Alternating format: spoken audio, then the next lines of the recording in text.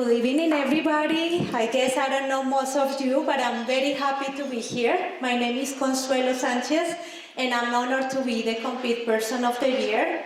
So more than anything, I'm very grateful with Treyer and Eric for opening this space for being vulnerable. Because in reality, I'm gonna say this, some conversations are really hard to have, especially when you are in the professional stage. So you wanna keep it simple, you wanna keep some things under the carpet, and just keep clean conversations, but that's not real life. So I'm here tonight to talk about the power of attitude.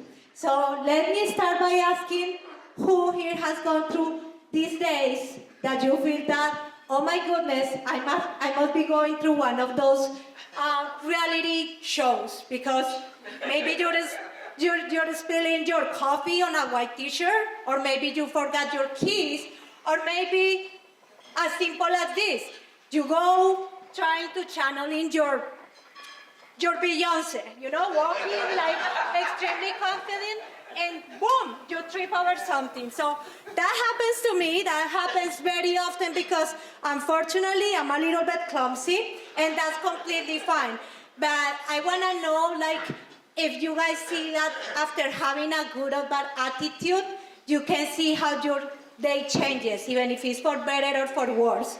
So, like I said, I would like to talk about some keys, and I'm gonna start by giving you a little bit background of my life. Like Troyer mentioned, it's not easy, but I'm from Colombia. I moved here 12 years ago, and obviously looking for my American dream, but the reason that brought me to the States is probably very particular. When I came to visit here 20 years ago for my vacation trip, just my first time, I was pregnant, 7 months. During that time, someone broke into my house where I was staying, and I got raped, which was terrible for me. But it wasn't the first time that happened to me.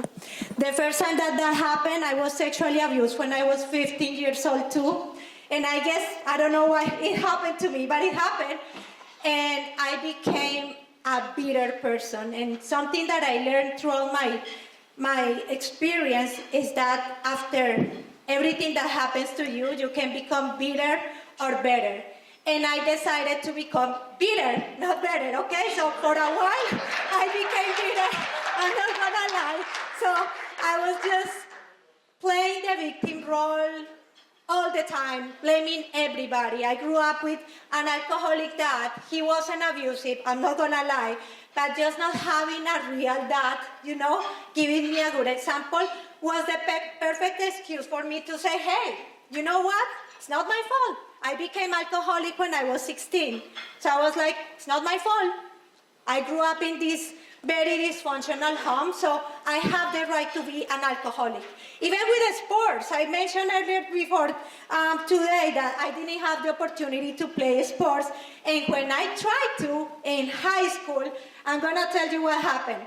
So I would see the balls coming up to me, and instead of me trying to catch it, I was like, obviously everybody started making fun of me, so I never got involved into sports, and that was a perfect excuse for me. So I'm not playing sports because I'm clumsy, and I was bullied because I'm clumsy, so always trying to make excuses about those experiences. Well, I guess I got tired of that. And one day I realized that life is too short, and I decided to get educated myself and just basically realize that pain is inevitable, but suffering is optional. And here is the key part. Thank you. You're not gonna believe how I learned this. It's hard. I read it from my daughter's journal after she suicide a year and a half ago. So it's been like, I don't know, every single thing that you think that can happen to someone, boom, it's happened to me, But then I realized that it's not about what happens to you, it's about your attitude.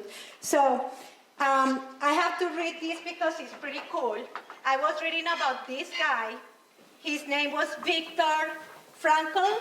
He was in the concentration camps during the Holocaust.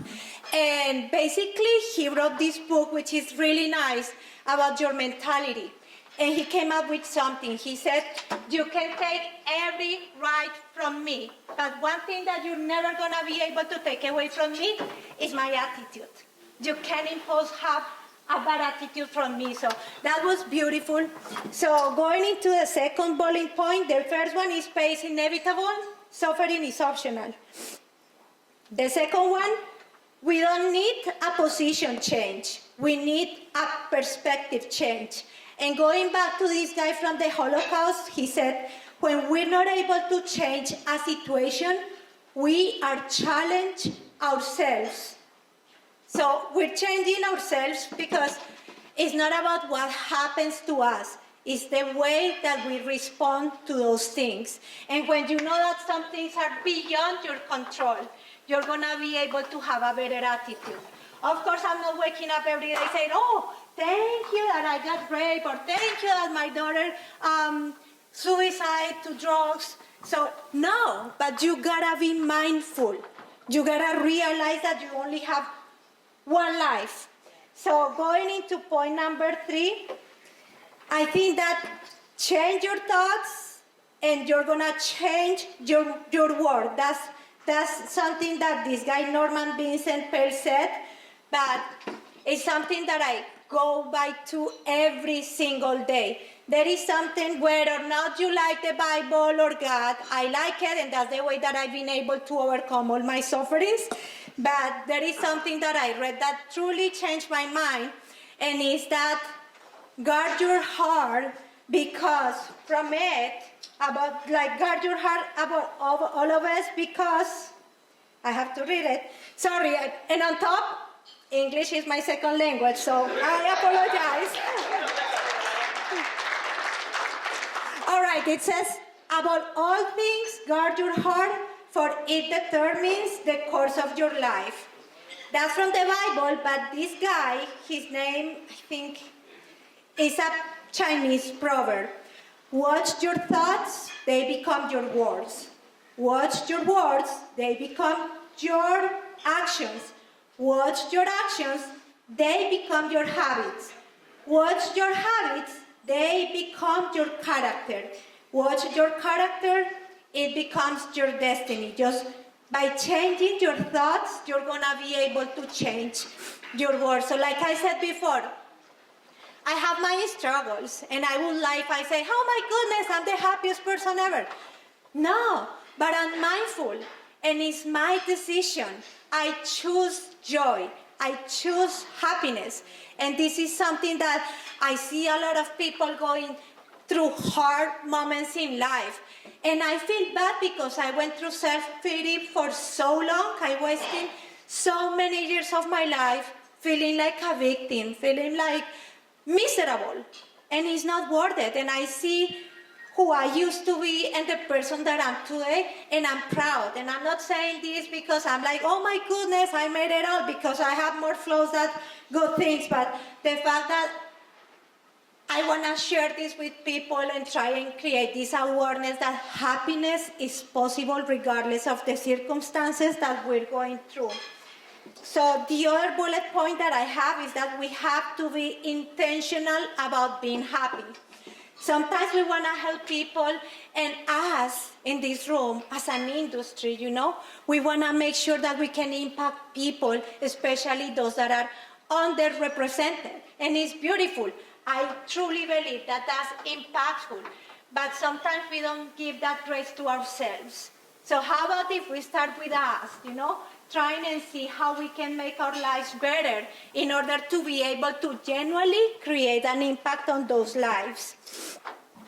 And the last thing that I have to share is that people say, people say YOLO, hey, let's do this, let's do that, because you only live once. I want to say, we live every single day. So try and make every single day in your life something worth it for yourself. Like in my case, I lost my daughter. She was my dream. I was a very young mother. Literally, I got married when I was 18. Big mistake, I'm not gonna lie. Yes. It didn't last a lot. Big mistake.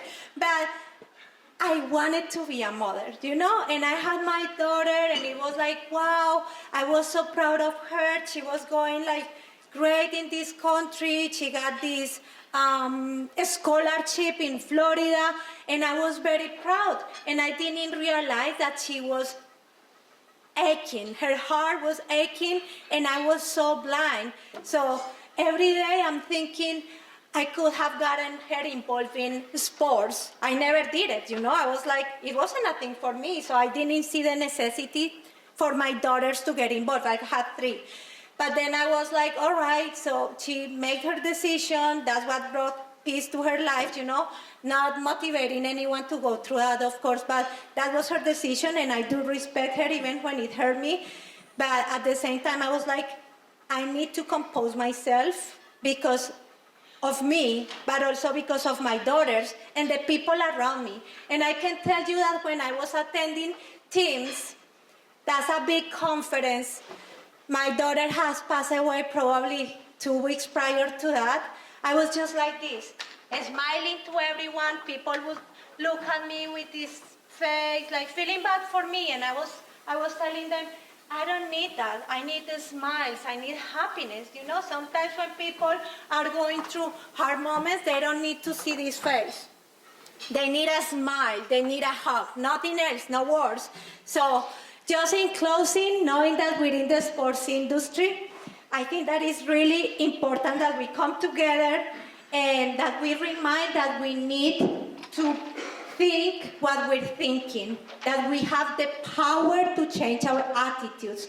And with that, we're going to be able to create a really worthy legacy in the people that we're surrounded by. So thank you so much.